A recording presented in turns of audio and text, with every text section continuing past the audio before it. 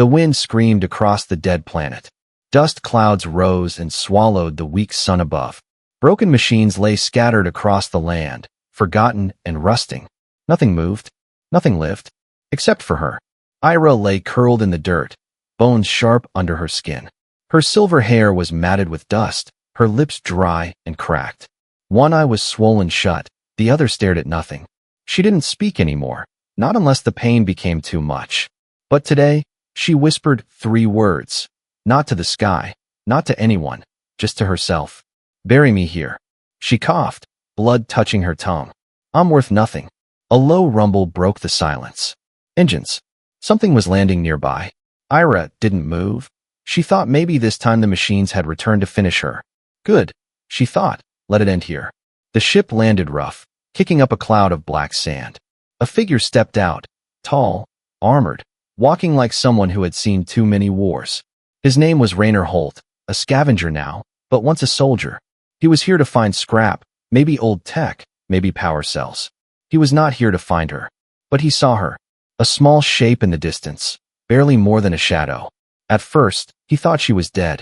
Then he saw her move, just slightly, like a leaf twitching in the wind. He walked closer, hand near his sidearm, just in case. When he reached her, she didn't look up. Her voice was almost gone, but she spoke. Please, she whispered, don't take me back. Rainer crouched beside her, his face cold and unreadable.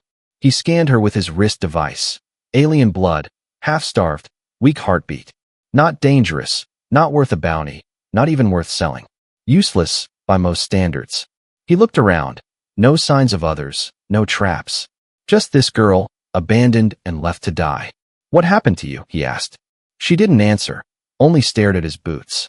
Her fingers dug weakly into the dirt, as if she wanted to bury herself right there. He could leave, he told himself. She's not your problem, Rainer. Just another broken thing in a broken galaxy. He stood up, turned back toward his ship. Took 5 steps, maybe 6. Stopped. Something inside him twitched. Something old, buried deep under years of silence. He heard a voice in his mind, one from a war long past. We leave no one behind. Rainer swore under his breath, turned back, walked to her again. You got a name? He asked. She blinked slowly, like she didn't understand the question. Ira, she said at last, barely more than breath. Then her eyes rolled back, and she passed out. Rainer picked her up gently, surprised by how light she was. Just skin and bones and pain. He carried her back to his ship, the Dauntless. An old war cruiser, now mostly scrap and secrets. As the ramp closed behind them, the ship's AI spoke. Life form detected, species unknown, condition critical. Rainer laid her on the med bed, connected her to the auto-heal unit. Just keep her alive, he said. Understood, the AI replied. He stood over her, arms crossed, jaw tight. What are you doing, Rainer? He thought. You don't pick up strays, not anymore. He remembered the last time he helped someone. It ended in blood, betrayal, and a grave no one visited. But something in Ira's eyes had cut through all that. Not fear, not hope, just the absence of everything. Like she had already buried herself inside. Hours passed. The machine kept her stable. She didn't wake up. Rainer sat in the corner of the room, staring at the wall. Outside, the dead planet lay still. But inside the ship, something had changed. A choice was made. A future, however small, had been offered. As Rainer looked at her sleeping form, he said quietly, Not today, kid. The first thing she felt was heat. Not fire, not burning, just warmth. Something she hadn't felt in a long time. It scared her. Ira's eyes opened slow, heavy like stone. She was no longer lying in dirt. No dust in her mouth, no wind slicing her skin. Instead, she was inside something. Metal walls, lights humming above. Clean, quiet, too quiet. Safe, almost. Her body tensed, ready to run, but her arms were too weak. She yanked out the tube in her wrist, pain shooting up her arm. A calm voice filled the room, soft but clear. Medical recovery incomplete. Do not remove support systems. Where am I? She croaked, voice dry as ash. No answer, just silence and the soft hum of the ship. She slid off the bed, legs shaking, hands grabbing the wall for balance. Her feet touched the cold floor, and something clicked in her mind. This is a ship, not Zixon, Not a prison transport, not one of theirs. Different. Still, panic rose in her chest. They might come for her. They always did. She limped to the door, locked. She slammed her fist against it weakly. "Let me out," she said. "I didn't ask to be here." A pause, then the door slid open. Raynor stood on the other side, arms crossed, unamused. He looked tired, like someone who hadn't slept in a week. But his eyes were sharp, watching every move she made. She froze. "Nice to see you up," he said, voice low and even. "You should be dead, you know that?" She didn't reply, just stood there, breathing hard. "I gave you a bed," he continued, "food, meds, and a second chance." "You're welcome." Ira looked down, then said in a voice barely above a whisper, "You should have left me." Raynor didn't flinch. "Thought about it," he said. "Didn't." She stepped back, hugging herself, like she expected him to hit her or lock her up. But he didn't move. "Look," he said, "you want off this ship? Fine. Soon as we reach the next port, you're free to go. Until then, don't touch anything, don't steal anything, and stay out of my cockpit." Ira looked up slowly, her eyes narrow, testing him. She'd heard lines like that before, always followed by chains, cages, pain. But Raynor just turned around and walked away. Didn't even look back. For a long moment, she just stood there, breathing, thinking. Then her stomach growled, loud and painful. She followed the hallway slowly and found a small kitchen area. Food sat on the table. Real food, nothing fancy, but hot and fresh. She stared at it for a long time. Then she grabbed it and ran. Raynor heard the noise from the cockpit, smirked to himself. "She found the stew," he muttered. "Good." Later that night, she wandered into the engine room. Old tech hummed in the walls, strange machines half-fused with human parts and alien systems. She reached out, touching a cracked panel, and something reacted. A screen flickered on, strange code dancing across it. Ira's eyes widened. This language, she knew it. "Do not engage ship systems," the AI said, voice polite but firm. Ira backed away fast, heart racing. The ship was alive, aware, watching her. That scared her more than Raynor. Hours passed. She tried to sleep, but couldn't. Too quiet, too safe. It felt wrong. She'd lived too long in chaos to feel peace now.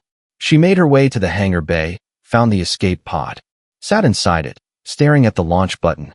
Her hand hovered over it, fingers shaking. "Where would you go?" Raynor's voice came from behind her. She jumped, eyes wide. He leaned against the wall, arms crossed again. "You don't even know what system we're in," he said. "No food, no supplies, no credits. You'd last an hour out there." Ira stared at the floor, jaw clenched. "I don't belong here," she said. "You're wasting time keeping me alive." Raynor's face didn't change, but his voice dropped lower, colder. "You think I'm doing this out of kindness?" "I don't save people," he said, stepping closer. "I bury them." She looked up at him, confused, afraid. "Then why?" He cut her off. "Because something in you made me stop." "I don't know what it is," he said, "but I'm not done figuring it out." A long silence filled the air, thick and heavy. Finally, Raynor pointed to the pod door. "Leave if you want," he said. "It's your call." She didn't press the button. She just sat there, eyes full of storm and silence. Raynor turned and walked away, voice echoing down the hall. "I don't save people," he repeated. "So why the hell am I saving you?" It started with a flicker. Just 1 second, barely noticeable. Then it was gone, like static in the corner of a screen. Raynor didn't see it, but the ship did. "Unregistered signal detected," the AI said softly. Raynor looked up from his tools, wiping grease off his hands. "From where?" he asked. "Origin unknown, pattern scrambled, duration 1.6 seconds. Encrypted?" "Yes." He frowned, turned toward the main console. Short signals in deep space weren't rare, but encrypted bursts like this? That meant eyes. And where there were eyes, there were hunters. Meanwhile, Ira was in the engine bay again. She liked the quiet down there. The hum of power, the warmth of machines. It made more sense than people did. She was fixing a broken panel Raynor hadn't touched in years. No one asked her to, but her hands moved like they remembered something she didn't. Lines of alien code scrolled across the interface, and she understood it. Not fully, not yet, but something inside her was waking up. "Why do you know this?" she whispered to herself. No answer. only the soft hum of the Dauntless responding to her presence. Like it was listening. Above her, Raynor scanned the dark again. His old instincts were screaming. Something out there was watching. He didn't like it. Vox, he said to the AI. Trace that signal, scrub the noise, get me a source. Working, Vox replied. Ira returned to the main deck an hour later, arms dusty, face tired. She didn't ask permission to be there, just stood near the control panel like she belonged. Raynor glanced at her, raised an eyebrow. You fixed something again? He asked. She gave a small nod. Your stabilizer was fried, she said. I rerouted the power through a backup relay. You'll get smoother landings now. Raynor stared at her for a long second, then just said, Huh. He didn't ask how she knew that tech. Didn't ask why her hands moved like a trained engineer. He just let her be. Then Vox interrupted. Signal traced, approximate location. Nearby asteroid field, 32 clicks east. Ira's head snapped toward the voice. What kind of signal? She asked, eyes sharp. Raynor hesitated. You know about comms now too? I know that kind of encryption, she said slowly. It's Zixon. Raynor's stomach dropped. Zixon, the same cartel that burned colonies, bought slaves, erased lives. Same ones Ira had run from, maybe escaped from. If they were close, things were about to get very bad. What are they doing here? He asked. If they're pinging this system, Ira said quietly, they're looking for something. Or someone. Raynor looked at her, and suddenly the dots connected. They're looking for you. She didn't answer, but the silence told him everything. Raynor stood, walked to the console, and punched in coordinates. I'm not waiting around to see if they knock, he said. We're jumping out of this system now. Ira stepped forward. Wait. If they're sending short pings, they haven't confirmed your location yet. If you power up the jump drive, it'll light us up like a flare. Raynor stopped mid-command, looked over his shoulder. So what do you suggest? Ira took a breath. Let me send a false signal, she said. Make it look like I'm on the other side of the field. Give us time to slip out quiet. Raynor stared at her like she'd just spoken a new language. You can do that? I think so, she said. I just need 10 minutes. He nodded once, slowly. Make it 5. She ran back to the engine room, fingers flying across the console. The Dauntless responded fast. Code flowed, systems blinked, transmissions spiked and vanished. Raynor watched from the bridge, tension like ice in his chest. Then, the signal fired. Clean, sharp, perfect. A perfect decoy, heading away from them. Now, Ira said through the comms, jump now. Raynor hit the command, and the ship surged forward. Engines humming low, lights dimmed. The Dauntless slipped into the dark. Silent, unseen. Behind them, 3 Zixon ships turned toward the fake signal. Hook, line, and fire. Hours later, Raynor walked into the engine bay, found Ira asleep beside a panel. She was curled up, hands still covered in grease, a soft hum vibrating under her. He stared at her for a moment, then said quietly, They're not just hunting you. They're scared of you. She didn't wake, but her fingers twitched, like even in sleep, she was still building her escape. The ship groaned like it was alive. Not screaming, not in pain. More like it was dreaming. Dreaming of war, of flight, of something it used to be. Raynor stood in the heart of the Dauntless, the old war core. A place he hadn't stepped into for years. Thick cables ran along the walls, some pulsing with dim blue light. Others completely dead. This part of the ship was sealed after the last battle. He left it alone, same as the past. But now the doors had opened by themselves. Not from a command, not from the AI. From her. Iris stood at the console in the center, hands resting on glass covered in dust. The screen flickered to life under her fingers, showing symbols Raynor hadn't seen in decades. Human and alien code, woven together, unstable, dangerous. He stepped forward slowly. What are you doing? He asked. Ira didn't look at him. This ship, she said quietly. It's not just a ship. It was part of something bigger. Raynor's jaw tightened. Project Havenfall, he said. The words felt heavy in his mouth, like a name he swore never to speak again. Ira turned toward him. I found the files, she said. They were locked behind layers of code. But something let me in. He crossed his arms, staring at her. What do you know about Havenfall? Nothing, she said, but the ship remembers. Raynor looked around. The walls seemed to breathe now, lights warming as if they were listening. Dauntless, he said, confirm status. The AI voice returned, but it sounded different here. Older, deeper, almost human. Core systems awakening. It said, Havenfall protocols partially restored. Ira turned back to the console, fingers flying. Raynor reached forward to stop her. Hey, this isn't a toy. This ship once carried weapons that could level cities. She looked at him, calm, focused. I know, she said, and we're going to need them. The screen flashed, a new file unlocked. Video logs, battle data, mission maps. Then, a list of names. Raynor Holt, status, MIA. Ira, status, unknown specimen. Raynor blinked. What the hell does that mean? He muttered, stepping closer. He scrolled through the data, eyes narrowing. You were part of it, Ira said, voice flat. You flew this ship when it was still part of the fleet. You disappeared after the final battle. Raynor didn't respond. He remembered fire, explosions, screaming through comms. He remembered dragging bodies off this deck. Then, blackness, then exile, then silence. I don't remember you, he said, looking at her sharply. You weren't on my crew. I wasn't supposed to be, she replied. I was cargo. Raynor's eyes widened. You're telling me they were moving people? Not people, Iris said. Experiments. Half alien, half enhanced. They called us biological assets. Some didn't survive. She touched the screen again, and a new image appeared.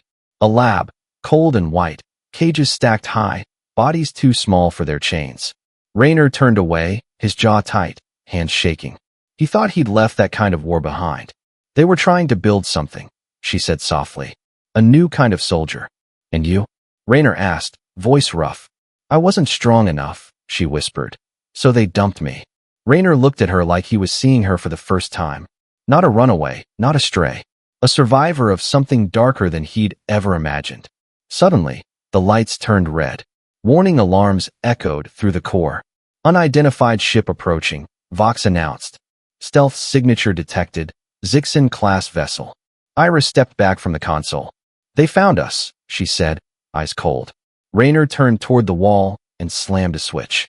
Systems that hadn't powered in years blinked awake. Weapons bays, shield controls, engine boosters.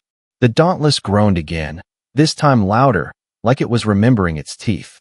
You said we'd need the guns, Raynor said. Let's see if they still work. Ira ran to the co-pilot station as the ship powered up around them. She looked smaller than ever in that chair, but her hands knew exactly what to do. Raynor sat beside her, flipped switches, primed systems. Together, they brought the warship back to life. On the screen, the Zixin vessel came closer, weapons armed, scanning, hunting. They didn't know what was waiting for them. Not just a broken ship. Not just a girl who was thrown away. But something built to survive, to fight, to destroy when needed. Raynor looked at Ira, and for the first time, she looked ready. Not scared, not weak, ready. He smirked. Let's show them what a broken warship can do. The first missile came before the alarm. A silent blur of heat and metal. It missed the Dauntless by inches, exploded behind them, and lit up the void. Then the ship screamed to life. Warning, Vox said, weapons lock detected. Raynor was already in the pilot's seat, hands flying across the controls. Iris slid into the co-pilot chair, heart pounding. The Zixin ship wasn't hunting anymore. It was here to kill. Shields up, Raynor barked. Charging, Vox replied. Iris scanned the radar. Not one ship. 3. Fast, armored, syndicate-grade hunters. She felt her throat tighten. They sent execution teams, she said, not scouts. Guess they want you real bad, Raynor muttered. Good. He slammed the throttle forward, the Dauntless diving through an asteroid cluster. Rocks spun past the windows like drifting bones. The ship groaned under the pressure, old metal waking up to war again. Are we going to fight? Ira asked. Raynor looked at her, teeth gritted. No, he said, we're going to win. She didn't believe him, not yet. But part of her wanted to. A blast rocked the ship, shields flaring. Sparks flew from a side panel, smoke filled the cockpit. Weapons offline, Vox warned. Cooling cycle incomplete. Raynor cursed. They hit the guns. Ira jumped up, ran toward the engine room. I can reroute the power, she shouted. Cover me. Go, Raynor yelled back, already steering through a storm of plasma fire. The Dauntless weaved and spun like it had something to prove. Like it remembered who it used to be. Down below, Ira reached the power core, eyes scanning readouts. Systems failing, conduits overloaded. But the old warship was built for chaos. It just needed someone who understood it. She pulled open a side panel, hands shaking, rewired 3 lines, tore out a damaged fuse, then slammed her palm on the override switch. Above, the weapons system roared back to life. Missile bays unlocked, cannons extended, targeting systems engaged. Raynor grinned. "Welcome back," he said. He launched 2 shots, direct hits. One enemy ship went dark, spiraling out. The other 2 split and flanked. Smart tactics, but not smart enough. In the engine room, Ira was thrown sideways as a shockwave hit. She hit the wall hard, gasped, but stayed up. One more wire, one more circuit. She reached into the panel again, and something shocked her. Her fingers froze on the controls. Her vision blurred. And suddenly, she saw something. Flashes. Memory. A dark lab. White coats. Pain. Voices. Machines inside her head. "You'll never survive," someone had said. "She's too weak," said another. Then fire. Escape. Running. And then, Raynor's hand, pulling her out of the dirt. That moment, she snapped back, gasping, looked at her hand. It was glowing faint blue. Only for a second, then gone. What was that? No time to think. She ran back to the cockpit, blood on her lip, but eyes focused. 2 ships left, Raynor said. And they're getting smarter. "I'm done running," Ira said quietly. Raynor glanced at her. Something in her voice had changed. Stronger, heavier. She took the targeting console, hands flying across the screen. Weapons locked, fired, dodged, relocked. Precise, fast, almost machine-like. Raynor watched her work and felt a chill. She wasn't guessing. She was built for this. A Zixon ship pulled close, ready to blast them apart. Ira leaned forward, whispered something to the console. The Dauntless responded, fired 1 shot. Perfect hit, engine core destroyed. Explosion in silence, fire in the dark. Final ship tried to run. Raynor smiled. "Ira, want to finish it?" She nodded once, fired 2 quick shots. One at the engine, one at the bridge. Lights out, no survivors. Silence filled the ship again. The stars calmed, the threat was gone.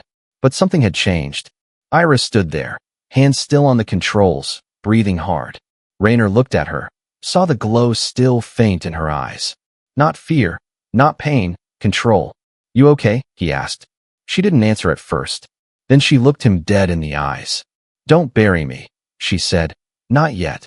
It started with a voice. Not hers. Not Raynor's. A different voice. Weak, broken, barely holding on. Coming through a static-filled channel. "If anyone hears this, we escaped. But they're coming. Please, don't let them take us back." Ira froze, hand hovering above the controls. The voice was young, afraid, full of pain she knew too well. Raynor walked in, eyes already on the screen. "Signals coming from a mining colony in the Dust Belt," he said. "Zixon territory." Ira didn't move, didn't blink. "They're not calling for help," she whispered.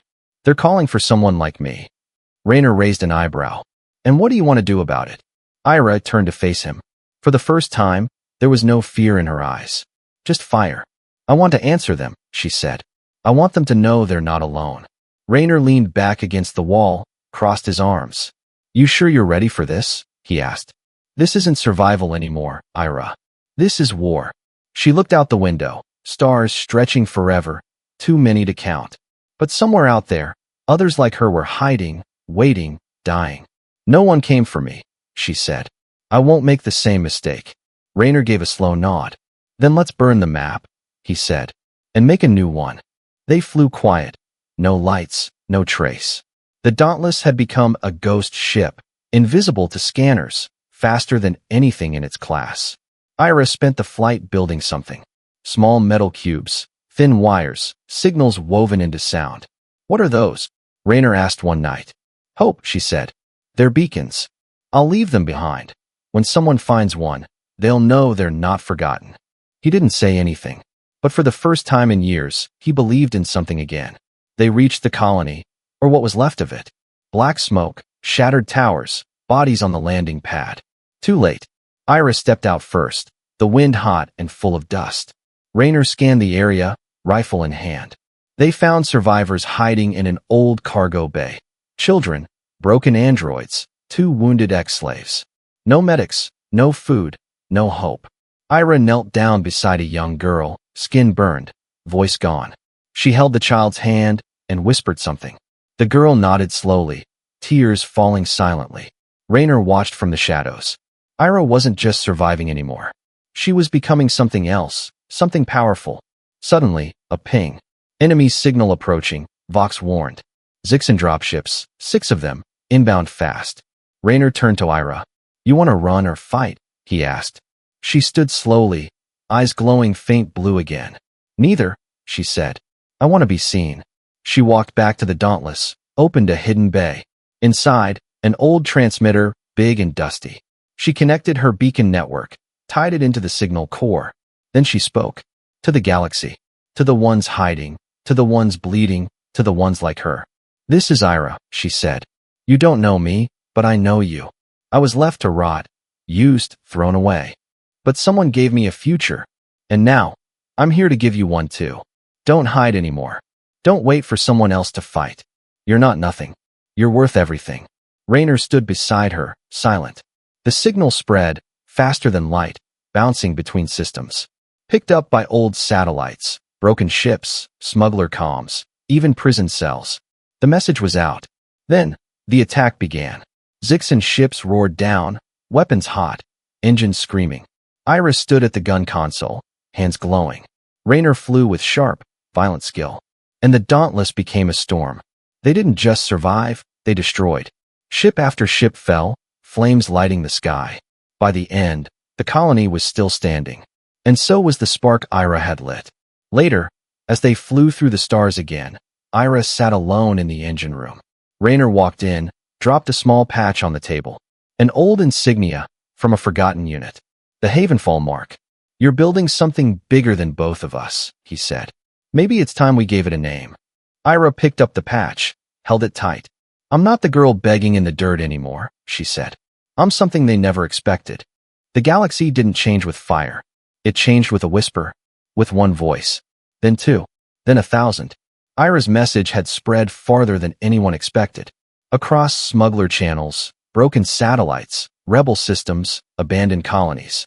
Her words weren't perfect, but they were real. Now, the ones who hid in the dark were starting to rise. Not as soldiers, not as heroes, but as people who were done being silent. Raynor stood on the deck of the Dauntless, watching a dozen ships appear on radar. Old cargo haulers, hacked fighters, even mining rigs. Armed, angry, and ready. He looked at Ira, standing at the center of it all, and said, You built an army. She shook her head. I lit a spark, she replied. They built themselves. Vox chimed in. Zixon Command has deployed fleet units to Sector 9. Estimated arrival, 15 minutes. Raynor smiled darkly. Then we've got time to hit them first. The plan was simple. Not clean, not safe, but clear. They weren't going to win with strength. They were going to win with truth. As the fleet prepared to jump, Ira sent out one last broadcast. This is not a war for power, she said. This is a fight to be seen. Every system they control, every person they silence, we take it back. Because we are not broken. We are not disposable. We are worth something. The Dauntless led the jump. Old engines roaring to life like thunder. The rebel fleet followed, scattered but focused. Each ship carrying a story, a scar, a reason to fight. They dropped out of light, near Zixon's main relay station, the heart of their communication web. If they took it out, the cartel would go blind across 20 sectors. Raynor pulled the ship hard to the left as enemy fire lit up the void. Vox deployed countermeasures, and Ira locked onto the central tower. The enemy came fast. Heavy cruisers, drones, interceptor wings. But the rebels didn't back down. They moved like lightning, reckless and angry, but unstoppable. Ira pushed herself harder than ever before. Every panel on the Dauntless lit up, reacting to her touch. The ship wasn't just a machine anymore. It was part of her. Raynor took a hit to the side thrusters, alarms blaring. Smoke filled the cockpit, but he didn't stop. He looked at Ira and nodded once. It's time. She ran to the core, opened the sealed chamber. The Havenfall drive, the ship's final weapon, still unstable, still forbidden. They could use it once, maybe twice. Enough to punch a hole through anything. Ira placed her hand on the core, felt the heat, felt the memories inside it, of war, loss, and now, hope. She activated it. Outside, the Dauntless shone like a star, then fired a beam so bright it split the relay tower in half. Zixen's eyes went dark. Across the battlefield, their ships paused, confused, uncoordinated, vulnerable. The rebel fleet moved in, swift and deadly. One by one, the oppressors fell. Ira collapsed as the power drained from the core. Raynor caught her, pulling her back to safety. She was barely conscious, but she smiled. "We did it," she whispered. Raynor looked out at the battlefield, wreckage floating in silence. He whispered back, "No, you did it." The aftermath was chaos. Zixen fractured across sectors. Slaves freed, colonies unchained, systems reconnecting for the first time in years. Ira didn't speak much after the battle. She sat in the dauntless observation deck, staring at the stars. But she wasn't alone anymore. Messages poured in. People asking to join, to help, to build. A new alliance was forming, not led by flags or politics, but by survivors who finally believed they were worth something. Raynor walked in one night, dropped a datapad on the table. "New name just came through," he said. "They're calling us the Havenborn." Ira smiled, soft and small. "I like it," she said. "It means we came from nothing. But we didn't stay there." And for the first time since she'd whispered, "Bury me here," Ira didn't feel forgotten. She felt like the start of something new.